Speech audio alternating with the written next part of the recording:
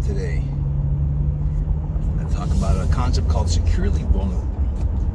I was talking recently with someone who was telling me that they felt like their approach to things and the way that they talk to people was coming across as really bitchy. They felt like whenever they spoke, when they communicated poorly.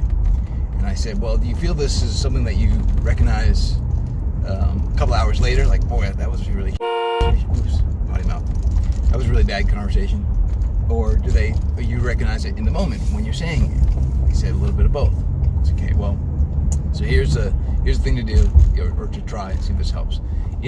When you recognize that what you've said has got the other person a little torqued in the moment, stop yourself and say out loud, hey, I think I could have said that better, or there might have been a better way to say that, I apologize. And then ask them for their input, like, how could I have said that? Maybe that's not such a, that wouldn't be such a crass way of putting it, or a bad way of putting it.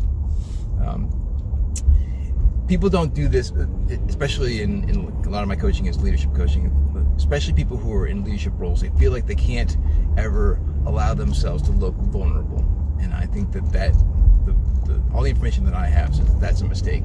You should as you allow yourself to be seen as more vulnerable, you're also making yourself more charismatic and approachable, because you're basically saying, hey, I'm comfortable with the idea that I'm not perfect, because nobody is. And if you're trying to project this air of perfection all the time, people recognize that that's not always true, and you make mistakes, and now you're just not ever owning up to your mistakes, which is a bad place to be. I had a colleague who was kind of my boss, but he always preferred that I referred to him as a colleague, who did this great thing. Whenever we would have these early morning conversations that would go on for like a couple hours, debating different management philosophies, those kinds of things. Now I would say something. The one time I said something to him, and he said, "I don't agree with that." Wait a minute, let me find out, let me think, why don't I agree with that? Where does that come from? And he announced out loud that he was looking into his head to find out why, he had an immediate reaction, but didn't allow the immediate reaction just to sit there. He wanted to mull it over. He was good about that, but he also wanted to broadcast that he was mulling it over. Hey, I'm thinking about this more, and I want you to hear why I'm thinking what I'm thinking, because I could be wrong. Hands down, the best guy I ever worked with or worked for. He was really very, very securely vulnerable. Like he recognized that, this guy was a brilliant guy. He was a research scientist, very, very smart, but also very open to the idea that he had more to learn, which is, of course, probably how he got to be so smart, because smart people know that they've got more to learn. So I guess, my advice, if you're in that space where you feel like, hey, sometimes when I communicate, I don't do such a great job at it. Certainly if you have to start with the people you trust the most, who are going to give you decent feedback. I don't believe the concept of if I don't trust you, I don't want your feedback, or if I don't think that you're valuable. I think I want feedback from everybody, even if I look at that feedback and go, okay, that's just your opinion, man. Yeah, well, that's just like your opinion, man. I can do that, but I still want to hear it, because if this person is getting that misperception, maybe other people are as well, and I want to change that misperception for that group of people who are seeing it that way. So I always want the feedback, even if I don't necessarily agree with the feedback.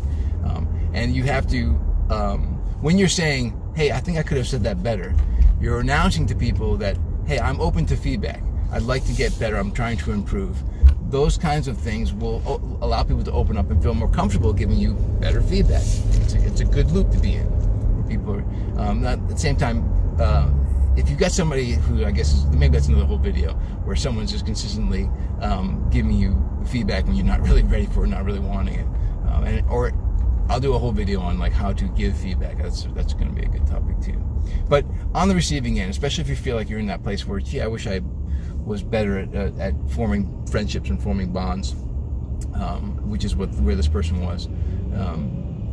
The suggestion is, when you feel yourself doing something and pay attention to the person's facial expressions and the way that they're standing. If there are signals for when someone is either confused or torqued. Like, pay attention, look for those. And even if you aren't sure if that's what they're feeling, ask them out loud. Looks like what I said doesn't sit right with you. Is that Am I reading you right? And I could be wrong.